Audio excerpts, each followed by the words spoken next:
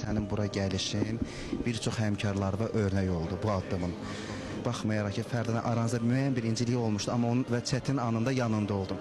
Allah rəhmət eləsin, Zeynəb anamsa, həqiqətən mən Fərdanı anlayıram, çox ağır günüdür. Təbii ki, onun yanında olmalıyıq, məkan cənnət olsun.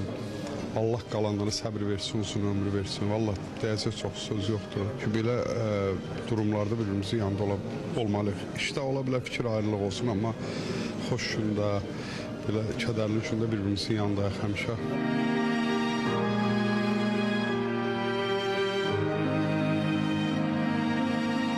Bu addımı bir barışıq addım kimi qeyd elədik. Zaten Fərdan ikisini deyildim, inciklik ola bilər, amma heç vaxt küslü deyilik.